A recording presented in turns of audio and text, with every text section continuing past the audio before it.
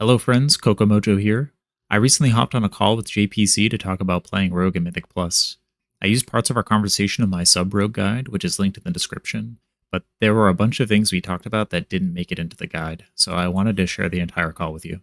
We talked about what makes Rogue so good in Mythic Plus, how he makes important decisions around cooldown, CC, and other utility, and some of his thoughts about Rogue going into Season 4. If you like what you hear, then please subscribe. It really helps me out and lets me know you're enjoying the content. And a huge thanks to JPC for taking the time to chat. I had a ton of fun talking with him, and I hope you enjoy our conversation. Hey, JPC, thanks for taking the time to chat. Will you please share a short intro for folks that may not know who you are? My name is JPC. I go by James, though, for those of you that know me. And I play World of Warcraft. I main Rogue, and I play in the guild Liquid. And I do a lot of M+. My M+ team's called Ambition. And I play a lot of M+. Hell yeah. Yeah, you guys have been the squad to watch for a long time now in Shadowlands. It's been a ton of fun learning from you as well. And just like seeing the streams and seeing you guys all hang out and get good together. It's been really cool. Yeah, it's been really fun being able to play with the same group of guys for this long. Yeah, nice. Yeah, so jumping right in, talking through how to improve DPS as sub rogue. We know that the more you press black powder, the more overall damage you'll end up doing. But funnel is like one of the things that sub rogue brings to the team. So like, when do you actually want to funnel, and can you like share some examples, and do you talk about these things with your team before you start? So I've always thought about funneling sort of like a flow chart. And when you have the option to, like, whenever you go into to any poll, you have to ask yourself, okay, what is most important here? Uh, what's my biggest priority as a rogue? Surviving the poll or going quickly through the poll if the poll is not dangerous, right? Mm. And both of these results, interestingly, whether you want to go quickly or you want to survive, can both necessitate you doing like black powder, pure AoE, or funneling. So a good example that I see a lot of people doing this is like a big shard pull in the Halls of Atonement, right? Let's say you go into a shard pull on Fortified Week, and you know it's that first, like people go left and they bloodlust and whatever. Most of the time, if you die, at least in hierarchies, you're not going to die to the shard doing its big AoE. A lot of the times, if you die, you're going to die to the wicked bolters casting on your tank because they live too long. Mm. And so, if you ask yourself that, then it becomes much more obvious that the dangerous part of this pull is the wicked bolters, meaning that if you funnel the shard, you're not actually addressing the dangerous part of the pull. However, let's say then you have to account for like if it's bolstering or not, right? And then if it's bolstering, then you are making the pull more dangerous because then the shard's going to be too high health and it's going to get bolstered, and then that is what's going to kill your team. So a lot of times I'll see people funneling thinking that they are helping their team go quick, like just making the pull more safe or something, when it's not actually the optimal decision. And I think the more I've thought about this topic, the more I've realized that for most players, like I mean the vast majority, I'm talking like all the way up until like plus 27 keys or something, it's almost always better to black powder for your tank survivability because you don't actually need to go quicker through the key, or you're not doing the pulls with the level of complexity where it necessitates you or funneling one specific mob. But there is some examples of when it would be good to funnel. Uh, for example, if you think about if you think about in Sanguine Depths, the scribes. A lot of times, if you pull 3 scribes on Fortified, that's almost like a death sentence, right? And Mhm. especially if you're just sitting there black powdering and they're just throwing randomly on people, it's probably going to kill somebody. But if you get one of them killed, 2 of them are going to have a pretty hard time killing somebody. You have to get pretty unlucky to get killed by 2 of them. So if you find yourself in a situation where you can identify this threat and then do your best to nuke it down, that's probably going to lead to the overall success of your team. Nice. That is awesome.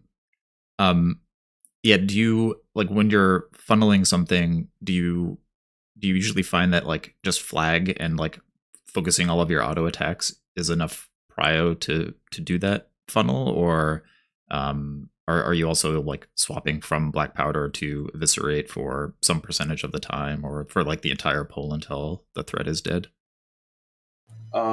Most of the time, I am swapping from black powder to eviscerate, and I would also say that just because you're funneling something doesn't doesn't mean that you have to stick with your choice of finisher all the way until the mob is dead. So, for Mm-hmm. example, if you take necrotic wake for example, right, and you go upstairs after the second boss, and then there's those two ads that spawn. There's the Gorgorine guy, which Mm-hmm. does the frontal blood thing, and then there's the Rot Spew guy, which does the spit thing, right? Well, the Gorgorine guy has a lot of health, but he's not actually really dangerous. And so I funnel that guy up until the point where his health is approximately 300,000 higher than the surrounding small jumping ads, the three small ads. And then I switch to black powder because I know from the passive natural priority damage of the team that that 300,000 damage difference is going to get made up. And so the pack will all die at the exact same time, which is the most time efficient. But Mm-hmm. then and so even though I was eviscerating for the vast majority of the mob, I switched to black powder at the point in which it becomes the better decision for a finisher. And then if you go over to Rotspiel on the other side, he is extremely dangerous. Like you don't want this guy to be alive at all. So I fully eviscerate him the whole way until he's dead because this is the best situation for this guy. Even though technically it would be faster for me to do the exact same thing and switch to black powder, he's way more dangerous for your team than the other guy. So yeah, just like on the shard pull, for instance, as well, like the in Halls of Atonement, I will black powder up until the point when I can tell that the casters will die before we run out of stops for them. So let's say I black powder and I see that the casters are on around 300,000 HP, 200,000 HP, meaning they're going to live for about, maybe 10 seconds. Uh, and I see that we have two kicks and a Shadow Fury. Well, at that point, like I don't need to keep black powdering them, right? Like they're going to die before they kill somebody. So immediately, like once I sense that the pull is safe, I switch to the optimal finisher, if that makes sense. Got it. Yeah, that definitely makes sense. Very cool. Okay, let's talk about damage cooldowns.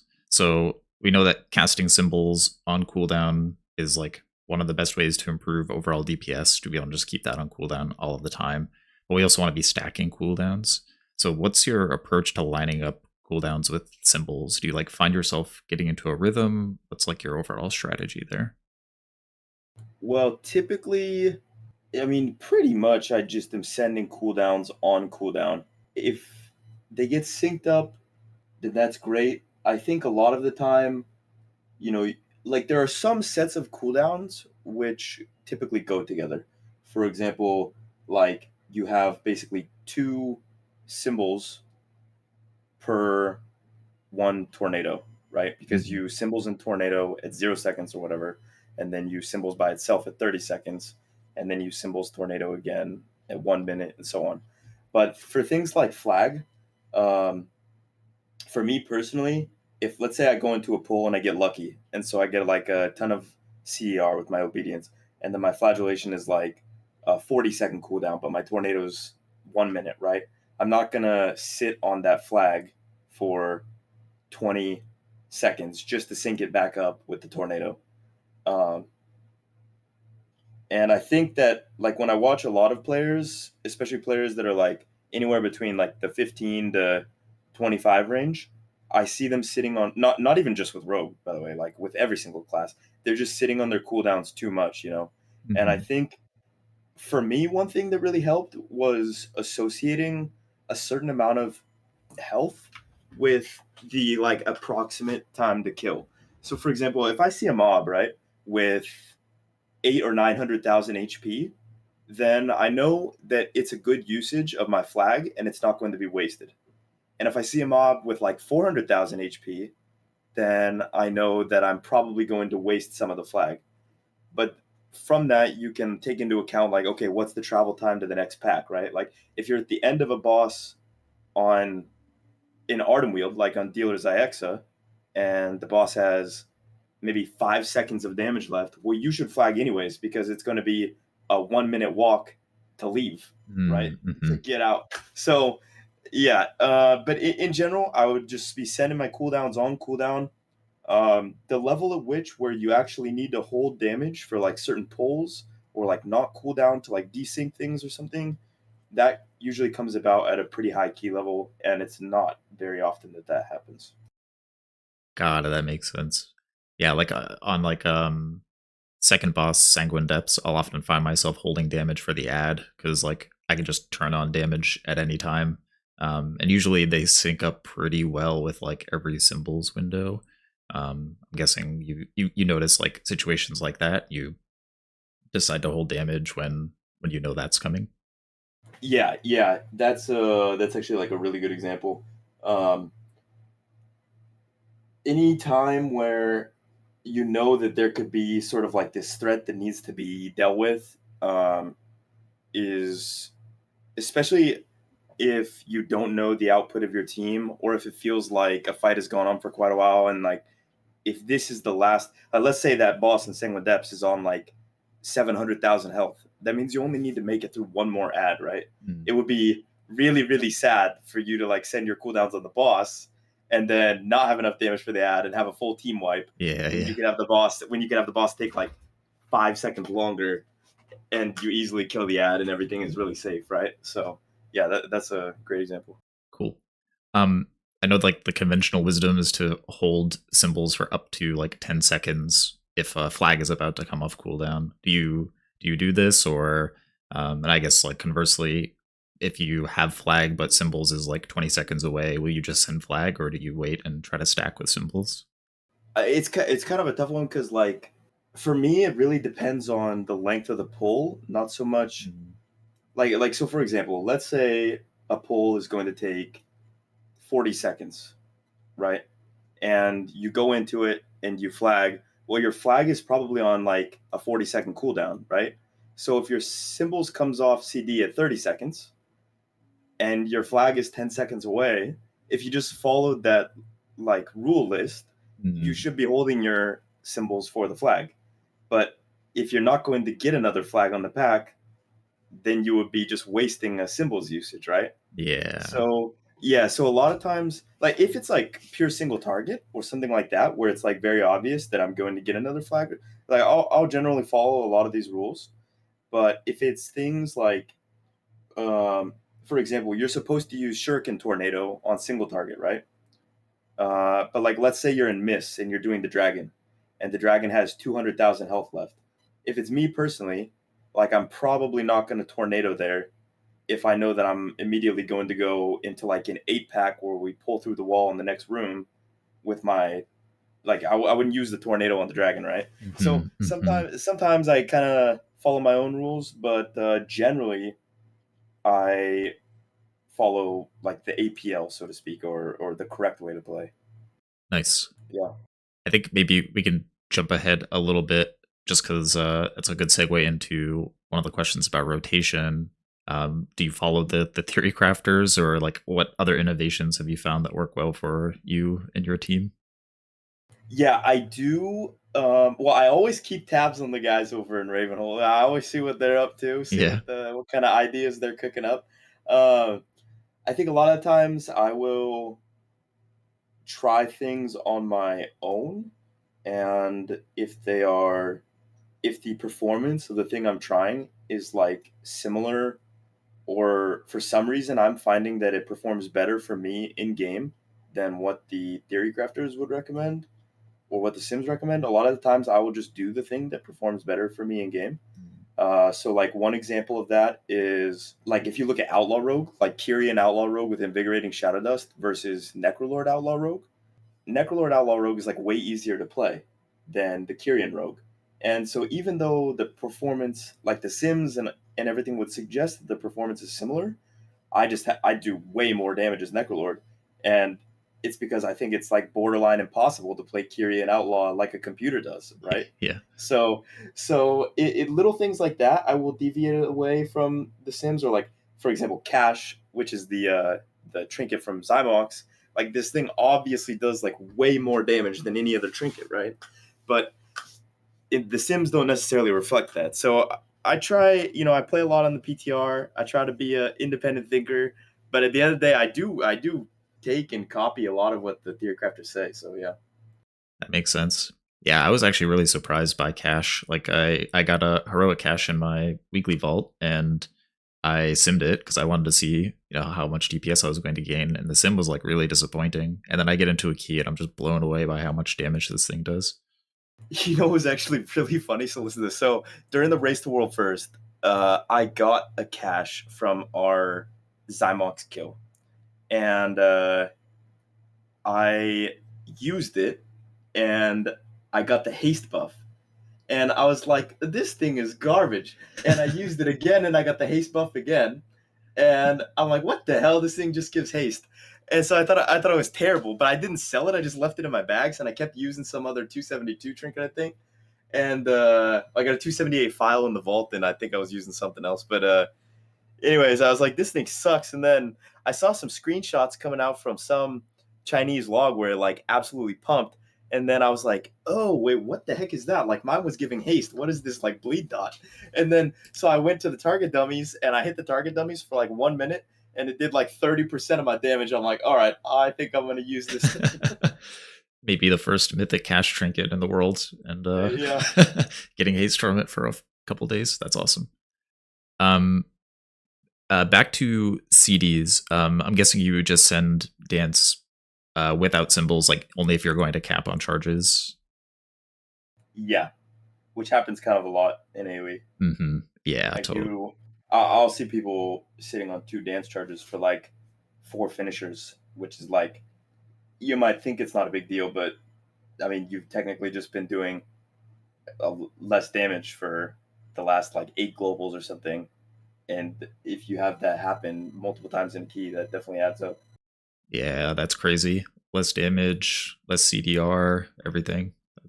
Yeah, That's rough. What about holding symbols? Like, do you look at like boss timers or anything like that when you're trying to decide like if you should send it now or if there's going to be a better opportunity in the near future?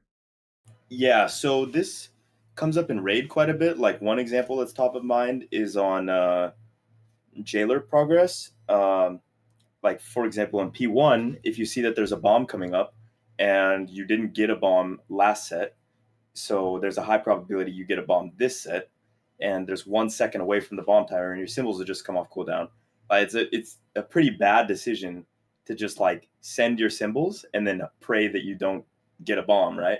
When you could just hold the symbols for 1 second and then use it, right? Or another for M plus specifically, like if you think about in Theater of Pain, like Koltarok, if you know that the draw hands, the draw soul or whatever it is coming up, right? And you know Hmm. you're gonna have to like leave the boss, and then after that you're gonna get a 60% damage buff. It would be like it would be a pretty bad decision, right? To like use your symbols and then waste the whole symbols standing in the hands, and then get the damage buff and have no symbols to use. Yeah. So there are some times where it's a good idea to hold it, but I would just caution players from thinking about holding their symbols too much, because that sort of gets in the mentality where that leads to people holding CDs in general too much, I think. Oh, totally. Yeah. What about shadow blades? I mean, now with tier, like we get shadow blades so often. Are you just sending that on CD or are you trying to line it up with I symbols? pretty much always send it on CD unless I know that I am going into an important single target encounter, or just an important encounter in general, in a short amount of time. So, like a good example for this is like right before Hakar, in Artem Wheel, or in the other side, there's that 4 pack, right, that you kill and then you go into the Hakar boss. Let's say you have like symbols come off cooldown when the mobs are half health, and then you're about to go into Hakar, which is like probably way more dangerous than that 4 pack, then Hmm. that's like a good example of when you might choose to save Shadow Blades. Hmm. I don't know if I said symbols, I meant Shadow Blades. Yeah, so situations like that, sometimes I will hold, but almost always the rest of the key I will pretty much just send it on cooldown. Nice. Um, so jumping into like the rotation, so we talked about some innovations that you found.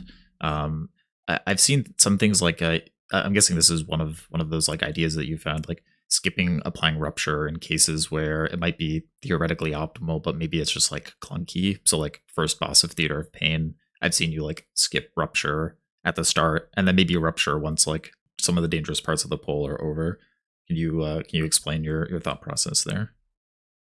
Yeah, so like on theater, for example, I mean, first off, you have like a finite amount of time on Zav before you potentially get sent down or have to lose up time because of the slow from the banner and like having to move out for the circle on the boss, right? So you have a short amount of time to squeeze your damage in, which means you don't want the ramp for you to do damage to take too long, right? And then on top of that, a lot of the times the like highest priority is killing the relic, right? So if you look at that boss, for example, it takes about 10 seconds for your team to kill a relic in a high key, maybe 15, right? So especially if your other teammates are cleaving or no one's helping you make sure that it's the relic that gets killed. So you definitely don't want to rupture the relic. And if you rupture the boss and then switch to the relic, then you have the relic die slower, which it actually does a lot of damage in high keys. And on top of that, if you rupture the boss, well, you don't want to rupture in dance and symbols, which means you're delaying your dance and symbols a global or two. And then on top of that, if you are if you open with a shadow strike on a boss, and then your next decision is to switch to a relic, but the relic doesn't have find weakness on it, then when you eviscerate the relic, you're going to do no damage. So, like a lot of times, I like to open on the boss with a shadow strike, get my flag on it, and then Symbol's fan to make sure, or Symbol's Shurikenstorm, I guess it's called, to make sure that my find weakness is on the relic, and then that way when I eviscerate it, I don't lose out on the shadow damage. And then, like if you just, it ends up being like kind of like a like it borderline doesn't matter, kind of, right? It just like complicates matters and it slows down like the important part of the encounter. And then like by the time you're all sorted and you've killed the relic and you've got all your damage out and stuff, then at that point, if it's like a suitable time to put up rupture or something, I'll look to do that then. Um, but yeah, it's just kind of on a case by case basis, I guess. That totally makes sense because like rupture does double the damage of an eviscerate, but it has to be, you know, active for the full duration. So you might as well like, at the end of the day, you're gaining like 5,000 damage, right? Yeah, yeah. It's something like I remember if you never pressed rupture a single time, right? And I remember this was from a patch or two ago, so I don't know how accurate it is anymore. But I asked the theory crafters to do just a fun sim for me, and essentially, if you never pressed rupture once ever, it was a 4% damage loss, which nowadays, let's say you do 15,000 DPS, this would be 600 DPS. So if you never press rupture once, you lose 600 DPS. Well, if you press rupture a ton of times, but you just choose not to press it one time in the opener, you might do 30 less DPS. So like yeah, on a boss instead of doing 20,000 DPS, I'm going to do 19,970 DPS. Like Oh no. I would much rather deal with the mechanics going on and Yeah, make sure that I am doing my job as a rogue and M plus than worry too much about the 30 DPS I'm missing out on. totally. Yeah. Speaking of relics, like how do you use relics in your boss openers, and then like in general with pulls with relics? Like what's your job and how do you help the team? So it depends a little bit on how dangerous the relics being alive are. So, for example, and this is going to change depending on your like the level of key, of course, and your team's gear, I guess. But like as you get into the higher level keys, it becomes extremely important to kill the relics quickly. Otherwise, you can die because they start doing a little bit of damage. Such like if you look at the first boss of Plaguefall, Globgrog, right? His stomp on a 31 does a lot of damage, like a lot of damage. And if you don't kill the relic before the stomp happens, you could very well have a situation where a player gets a tick from a relic, so they get ticked down to 90% health, which seems fine for most people, right? To get a stomp go off when you have 70,000 health left, but that could kill you on a high key, right? Mm. So it sort of depends on the boss as to whether or not I like turret down a relic and just send it until it's dead. But in AoE packs, most of the time, I will eviscerate the relic until it dies. Uh, but on bosses, sometimes if there is no imminent threat, I will put like 2 or 3 eviscerates into the relic so that its health is offset enough that if you just do even cleave, that one will inevitably die first, and then I'll switch back to the boss and use a few finishers on the boss for like good funnel, if that makes sense. Nice. Yeah, Yeah. because like at a certain point, technically, if you kill the relic off, you have like wasted damage in a sense Mm, because that relic would have died anyways to like rain of fire or something. right. Do you know? Yeah, And I guess like while the three relics are up, you can take advantage of them and like funnel the boss basically, right? yeah, yeah, exactly. Sweet. Um, so when you're starting out on Sub Rogue, it was kind of when everything changed when Shadowlands started. Like what were some of the mistakes that you were finding that you were making, and like what problems were you finding, and what things did you do to try to solve those problems? One thing that was tough, not tough, but it was harder without the tier gear was like because you didn't have as many finishers being spent, so you didn't have as much CDR in your Shadow Dance. So really making sure that you were managing your Shadow Dance well was a bit harder in one of the earlier seasons. It's a bit more forgiving now, but I would notice like a lot of times that I would finish a pack where my Shadow Dance wasn't uh, completely off cooldown. Like I have one charge and then like 45 seconds of another charge. But then like by the time I got to the next pack, I had two charges of Shadow Dance, and like I had wasted 10 seconds of just like passive CDR from like running, right? And that means that basically like I missed the usage on the previous pack kind of. And then like conversely, I would like notice this, and then I would send my dance like a little bit too aggressively, and I would get to the new pack with like 20 seconds left on a charge of Shadow Dance. So managing the Shadow Dance charges and like min maxing that was a bit tough in the beginning. Um, but in general, it felt pretty intuitive to me just because I've been playing Rogue for so long. Because I started playing Rogue and Burning Crusade basically, so it's been quite a long time. Yeah. Very cool.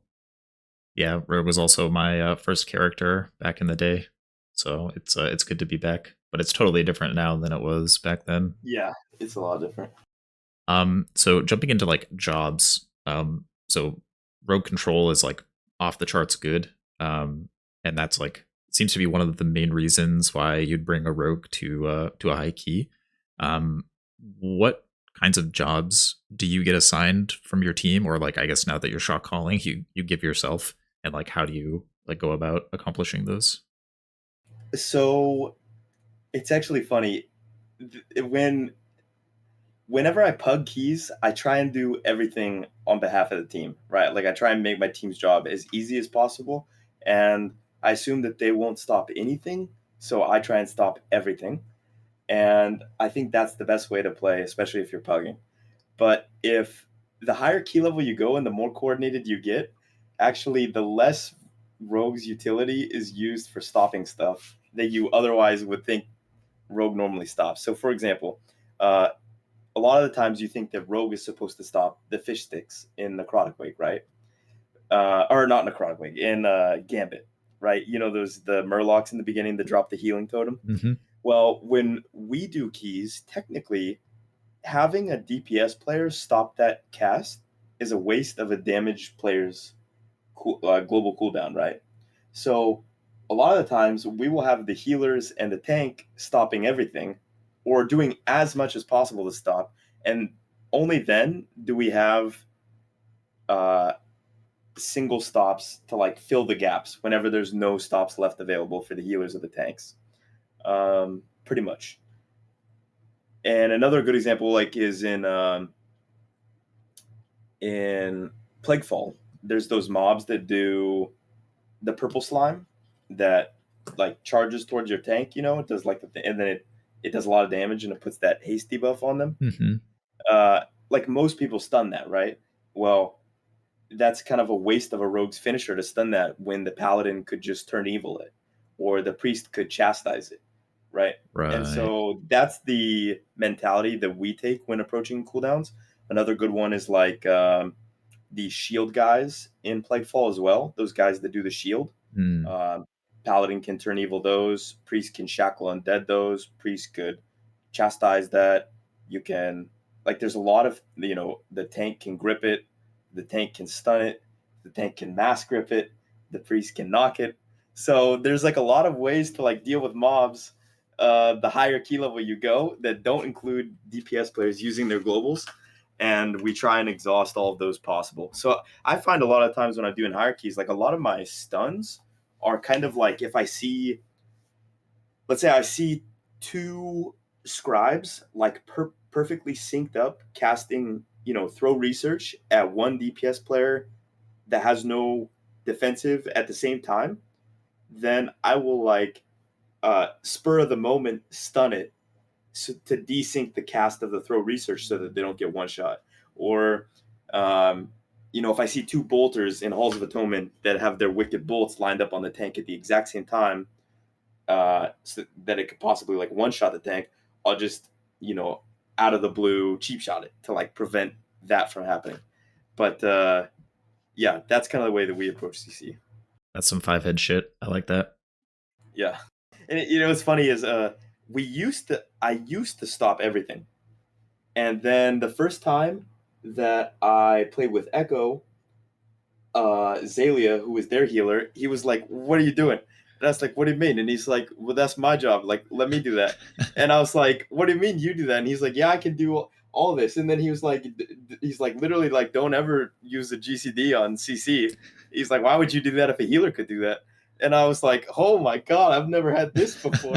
So What a we treat. yoinked that, and we started using that right away. Anything that could be CC'd by a healer, I'm like, "All right, I'm never doing that again. That's your job." Ellie's got a new job. I like it. Yeah. Very Yeah. cool.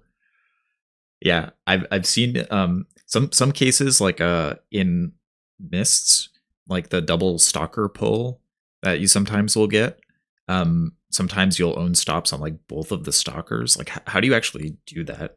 Well, the one thing that helps a lot with the stalkers is having the spell cooldown on nameplates. It would be Mm. much harder to do if you didn't have that. But after playing enough for like a long enough time, you sort of get this intuitive sense on when the next dog bite is coming, regardless of if you have that weak aura or not. But the biggest tip that I could get is that I could give for stopping stuff like that, or also stopping stuff like fish sticks, is basically a lot of the times that there's a general sort of window, like a time frame in which the mob is going to cast, right? You don't know if the stalker is going to bite now or 2 seconds from now, but you know for sure that it's going to cast before 3 or 4 seconds from now, right? Like it's coming up. And so in that little moment, if you're just like spamming your spells, a lot of the times you can get in trouble if you cast a global right when they start casting, and because you're spamming your keyboard, you've queued up your next global as the immediate global after, which is like when you can get in trouble. Mm. Um, but if you are sort of like hesitant in pressing your spells. Like you press the follow up spell towards the end of the GCD, if that makes sense. Mm-hmm. You can much like better react to switching that GCD to a stop um, before it's too late. So, like normally, I'm pressing my spells like 10 times per second or something, right? Well, if I know the thing's coming up, I might like press Shuriken Storm, and then I'll wait like zero point 0.9 seconds or however long the GCD is, and then press the Black Powder just in case the dog happened to have started casting his bite right when I had pressed the Shuriken Storm, if that makes sense.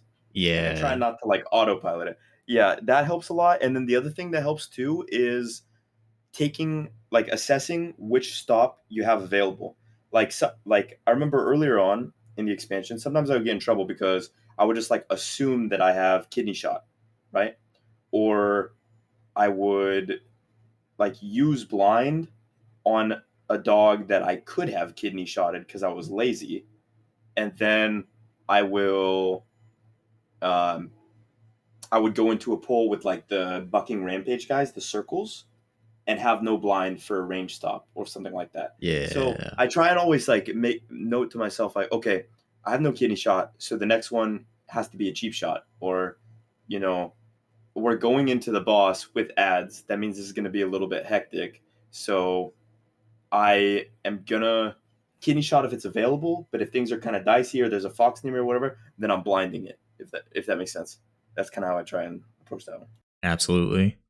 Do you use like any macros for these jobs? Like I've seen you do focus kick. I think maybe focus blind as well. Do you have any other macros that are helpful? I use I use focus almost every CC that you could. So I use focus, kidney shot, kick, cheap shot, blind, sap, gouge. Like you think of it, I probably have it. Yeah. And the way I do it is I just um, do a modifier, which means that let's say I have kidney shot assigned to S. If I press Shift S, it will kidney shot my focus, right? And I do Hmm. that for all my spells. So like my blind on my main guy is Q, and if I press Shift Q, then it blinds my focus.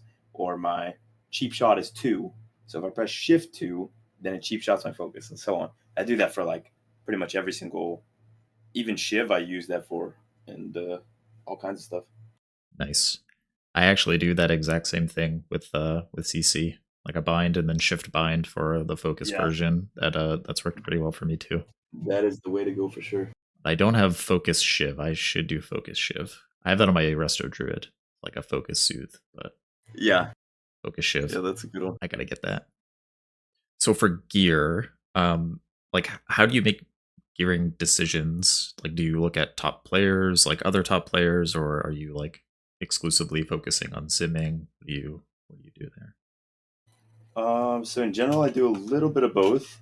If particularly if I see another top player, another rogue that I really respect, using something that's sort of out of the box or that I hadn't thought of, then I'll definitely take notice of that. But for the most part, I just sim my gear, and most of the time, it's not until quite a ways into the patch when you like even really have the ability to like switch a bunch of pieces around, because for the most part, at the beginning of a patch, most of the upgrades that you get, like you're going to want to use no matter what, just because it's higher item level. So even if I had like bad stats for sub rogue, for example, and M plus, like I mean, if it's 20 item levels higher, it doesn't really matter that they're bad stats, right? So it's sort of a bit later into each patch where you really get the opportunity to like mix and match stuff. The one thing I do though, really as it pertains to high keys, is sometimes I will go in favor of something that sims slightly less uh, for more durability, like more survivability. So for example, I pretty much only like sims really like mastery, and they like it for M plus anyways for sub rogue, and they like crit as well. But I will pretty much play exclusively like crit verse on as many pieces as I possibly can, and try and get my versatility as high as humanly possible, because that extra little bit can really help in high keys.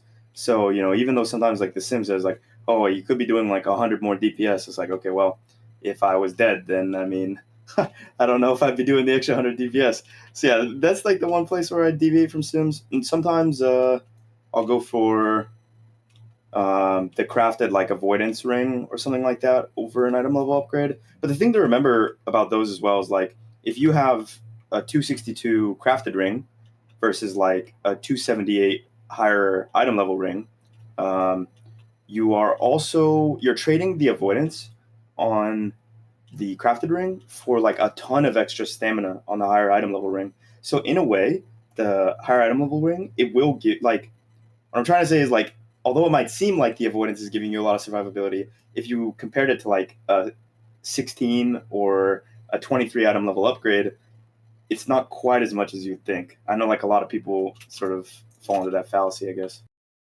Yeah, that totally makes sense. I guess like yeah, getting overkilled by a little bit would mean that the extra stam would probably mean you live in that case, right? Yeah, there's and the thing about the extra stam too is that it's going to apply to all kinds of attacks like throughout M plus, not just avoidance, right? So it kind of depends on the specific key, like if I choose to make a specific gear swap or like put on a few extra avoidance pieces, like I think a really good AoE dungeon where you might throw some extra avoidance on would be something like Sanguine Depths, right? There's a ton of AoE first boss, ton of AoE second boss, ton of AoE third boss, and so it's going to get really good value there. But then if you looked at something like um, Mists, for example, you're not going to get that much value out of the extra avoidance.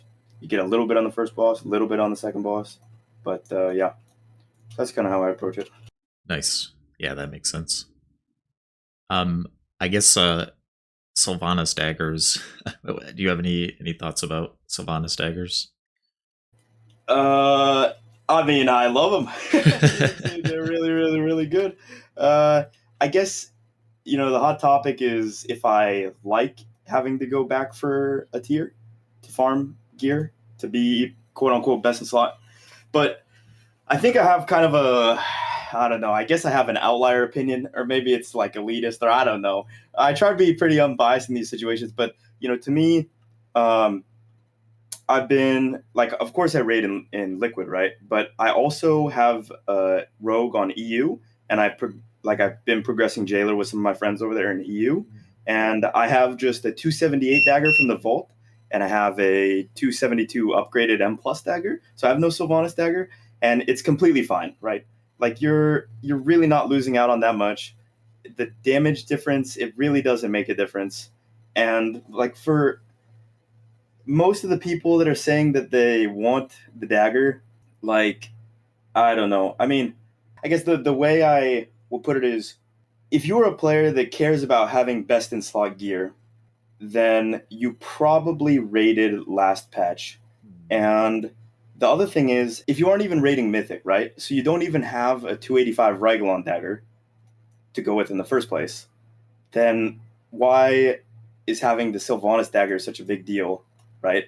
I could get it if you came back to the game and you were going hard straight away and you went straight into rating Mythic and then you were like one of the only rogues that was like 11 out of 11 Mythic that didn't have a Sylvanas dagger. Okay, maybe it's a bit annoying.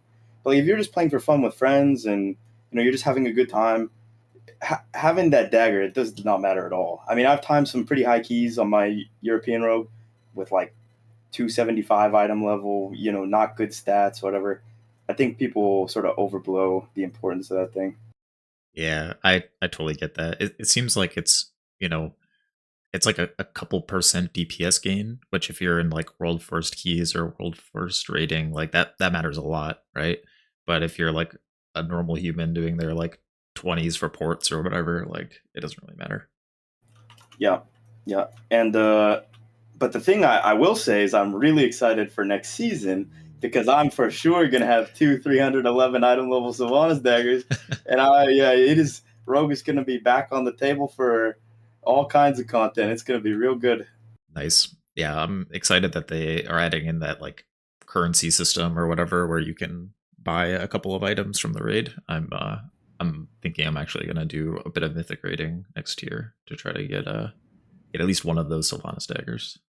Yeah, I'm really looking forward to it too. Plus, the other thing is, I think for a lot of guilds, they're going to have an easier time progressing because they'll already be semi familiar with the fights. Like the fights will already have been done, um, and so you won't be. It's not like now, right? Where like you might join if you're like a prospective mythic raider, you're not going to join a guild that's like 8 out of 11 mythic, and then you have to like go through the hardships of like learning how to do Rigalon and stuff like that. Like you're going to be joining a guild that has already killed Sire Denathrius like a year ago, Hmm. and they know everything that's going on. And maybe you haven't killed it yet, but most of the people in the guild have, and it should be. I think it'll be more of a fun experience, kind of, for a lot of players. Nice. Yeah, I'm stoked. I think it's going to be a fun patch. Um, so going into defensive, so I've seen Ellesmere's defensive assignment weak auras, and they're really comprehensive. So I'm guessing like for most boss fights, at least you don't really have to worry too much about which defensives you'll use. You can kind of just stick to the assignments. But do you have any cases where you like deviate from that plan, or any like unexpected use cases for cloak or evasion that are like some of your personal favorites? Yeah, one unexpected use case for evasion is on the first boss of Necrotic Wake when he does the like plague belch at you, the big spit, and it hits for a lot. It seems like it would be magic damage, and you can evasion it and cloak it. But the weird thing is, if you evasion it, you have 100% chance to make it like to do no damage to dodge the attack. But if you cloak it, you don't have a 100% chance to dodge the attack. It's really, really weird. Whoa, that is weird. Uh, and it actually happened to me in the last Great Push. I, um, I, it was kind of this cascading thing. A pull was taking too long, so I retrixed to make sure that the mobs were on the tank, and so then I didn't have tricks on pull for a big pull with the first boss. And so then when I speared, I got aggro of the first boss. So then I had to like split second evasion the boss's auto attack because it surprised me. And then I vanished. And then I didn't have evasion. And then I went to go cloak a spit and it hit me and procced my cheat. And Oh I was man. like I was like super surprised because that was like the first time that it had happened in a long time since like season one. But yeah, you don't have a 100% chance. What else? There's let me think about some good ones. One thing I do a lot in keys that I don't see a lot of people doing is kind of looking for these sort of like 180 sort of turn yourself really quick evasion plays. And a lot of the time it's probably down to awareness or that you probably weren't even aware of the fact that there was a mechanic coming towards you. But there are things like what are some good ones? Like the throw flesh in Necrotic Wake, those mobs that throw flesh, or the scribes in Sanguine Depths. If you're on like 60% health and you have evasion available and there's nothing coming up where you would need evasion, and you see that a thing is like doing throw research on you, and this is going to hit you down to 20%. It might even kill you if the key's high enough, and it's going to freak your healer out, and everyone's going to be it's a really big help to the team to just evasion. Make sure you like turn your camera so you're facing the mob and then dodge the throw thing so that your healer has time to top you off. And I see a lot of rogues that don't really do this. Some other really good ones are like in Theater of Pain. There's a ton of really good evasions. You can evasion the chop from the butcher, which is a pretty fast cast, but it hits for a lot, and it's really, really good to evasion. There's the Arbalist that does the Jagged Quarrel, really, really good to evasion. Um, you can even evasion one of the mini bosses, whirlwinds. Actually, two of the mini bosses whirlwinds.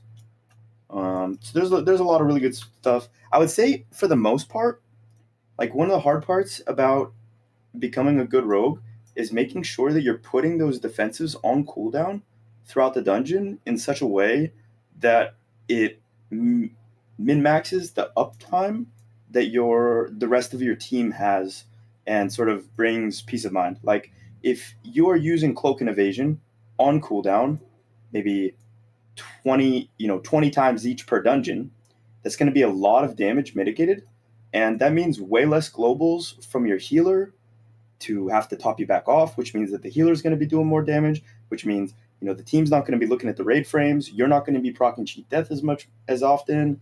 The pulls are going to go a lot smoother. So I do see like a lot of people like a really good example is on the first boss in Spires of Ascension. When the first boss inspires, he puts out this magic dot on 2 players, right? And it doesn't really hit for a lot, right? It doesn't do that much. It might hit you for like 20k damage over the duration of the dot. But if you have nothing to cloak, right, you should just cloak that instantly, and then the healer can dispel the other player, and then there's 0 damage going out whatsoever on the team at all. So it's like kind of peace of mind that it brings a lot of times where you can look for that. I like that idea of like, yeah, trying to use your utility not just to like help yourself, but also help your team. Like thinking about what's your healer worried about, what's your tank worried about, things like that. I really like that idea. Yeah.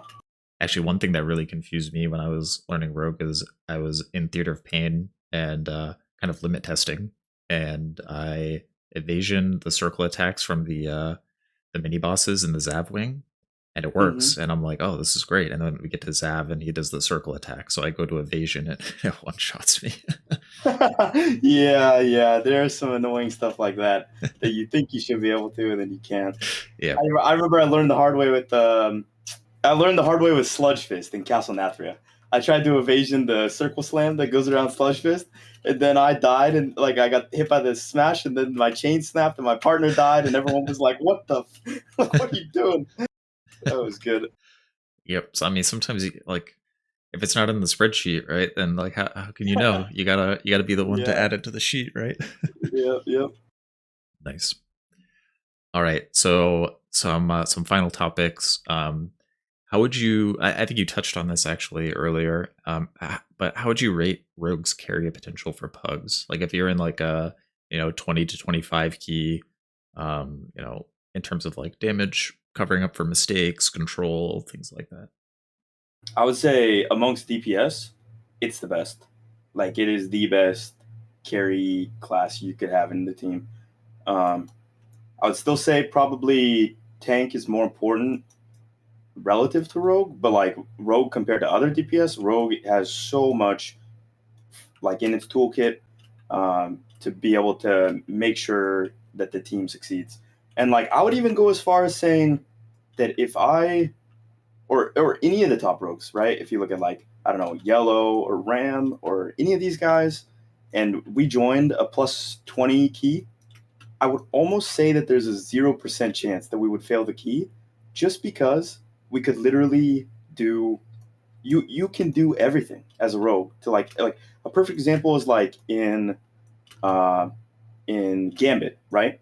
You can stop every crime alert. You can kick on cooldown. You can stop every fish stick multiple times. You can stop every fish stick, even if there's 2 fish sticks in the same pack. You can do crazy prio damage to make sure that your team always gets the relic that they want.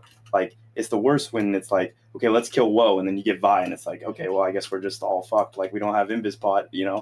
And like you can AoE if the priority for safety is on AoE. You can pure funnel if there's a really important mob that you need to kill. Like it's crazy how much you can do on rogue. You can soothe stuff.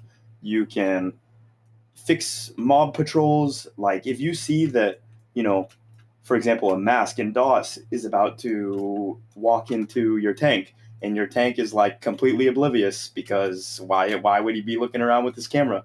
You can just distract the mob, and you basically save the team, right? And you do that in a bunch of different dungeons. I love. I think playing rogue gives you a really unique perspective on the impact that you can have in a key compared to people that play other DPS. And then if you ever do choose to play a different DPS besides Rogue and you carry that mindset with you, you're going to be like the most impactful version of that other class that a lot of people have like ever played with, right? And I think that's like a really unique thing about Rogue. The lens in which you see M plus is like a lot different than the way most DPS probably see M plus. Yeah, that is super cool. I first 2 seasons of Shadowlands I played healer and resto druid, so I have no kick and limited CC, and I would just see my teams die to like all this stuff, and then I start playing rogue, and I'm like, wow, I can just stop all the things that I saw kill my teams, and it feels like legitimately overpowered, at least for pug keys. It's kind of crazy. Yeah, Any other things that are worth focusing on to like improve as a rogue that we didn't discuss? I know Um, that's a really broad question. yeah, I would just say the way I see M plus is there are problem points in each key. And this is, it doesn't matter about class, right? There are, like, no matter what comp you're playing in Gambit, the fish sticks are always going to be a problem, right? Uh, and this exists for every single dungeon. You, your number one top priority should be thinking about how do I deal with those? And do I know the way in which my class interacts with all of those things? First. That should be the top priority. And then when you get to the point where you feel really comfortable, for example, let's say there's a pull in mists, okay? So you have the bucking rampage, the circle, you have the spear frontal, the shooter, you have a dog bite, um, you have two of the anima stingers, right? Let's say you're in a pack like that until you get to the point where you can like really seamlessly you see the circle, so you insta evasion. You see there's a spear on you, so you insta shadow step the spear to get out of the way of the spear because you don't dodge the spear with evasion. You see that you're then out of range of the fox, and the fox is going to bite the healer, so you focus blind the fox, which is about to kill the team. And you see that there's two stingers, which means that your healer only has one dispel, but they're going to put out two debuffs, which means that it's not sustainable to have two alive for very long. So you know that you insta have to flag one of the stingers and funnel it down. And until you get to the point where that's like second nature, you shouldn't worry about damage, in my opinion. Like a lot of people are obsessed with damage when they should really be thinking about, okay, how do I use my toolkit to my team's advantage? That is awesome. I like that. I think a lot of people have seen that you were playing Hunter this season. So, any thoughts for the Rogue players who are maybe doubting their choice to play Rogue? And I guess think of like players that are doing, keys in like the 20 to 25 range, or trying to get KSM or something like that, and maybe are seeing top Rogue players stop playing Rogue and wondering why. Well, I definitely would not say just like reroll. I think at the end of the day, um, let's say you took a dungeon like Sang with Depths or something. Rogue is probably gonna do like 21K overall. Like that's really really good, right? And a hunter might do 25K overall or 26K or something, and that's important for doing rank one keys. But for the vast majority of keys, like you really don't need to re-roll. And I think there's proof of that if you look at even if you look at the Raider IO leaderboards. Like yes, most of the rank one keys that are being done by the Chinese, they're not playing a rogue, right? Like no one is really Echo's not playing a rogue, we're not playing a rogue. But if you look at the IO leaderboards for Rogue, you can still see that there's rogues that are like all the way up into the 3800s, 3900s, right? And so it's like clearly Rogue is still very, very, very good. And I think like a lot of times it's blown out of proportion. Like, oh, uh, whatever, Echo's not playing a Rogue. It's time, for me to cancel my Rogue and then cancel my WoW subscription or whatever. Like you can still have a ton of fun. And the other thing too is like now would be a really good time to learn Rogue if you did want to, because like next patch, when you do have access to those double 311 item level Sylvanas daggers, I am like 100% sure Rogue is going to be back. I'm going to be playing Rogue again, and it's going to be doing like a ridiculous amount of damage. So yeah, I would definitely caution players thinking like, oh, I saw James, he quit playing his Rogue, like time to go make a hunter as well. Plus, like, I still think Rogue is the most fun class. Like, out of all the classes, and I played some fun. I played in his Shaman in Raid, played Shadow Priest, Ellie Shaman, played Warrior, Bofurian Arms, played Survival Hunter now. Like, I've played a lot, and Rogue is still by far the most fun, in my opinion. Nice. Do you think Outlaw will become viable again? Uh, if they ever tune it a little bit, they could, if they left it capped at 5 targets, but they made Blade Flurry do 80% of its damage, of your single target damage, it would be meta. But I don't know. Or if they uncapped Outlaw, I'm not sure if they just uncapped it if it would be meta. It probably would not. But like if they got it to a point where like sure you were the 5 target class, but you were like pumping on every single pack of 5 targets, it would still be really, really good. But I don't know if they'll tune that. It might be a next expansion angle. Yeah. Nice. James, thanks for the time. Where can we find you? You can find me streaming at twitch.tv/JPCTheman_. I got a Twitter as well. I tweet out funny memes. Start some good rivalries on Twitter. That's JPC the Man, and then you can catch me in the next Race to World First. Gaming for Liquid. I hope you enjoyed my chat with JPC. Let me know in the comments what you liked best or what you'd like to hear the next time I chat with a top player about Mythic Plus. Thanks for watching and good luck out there.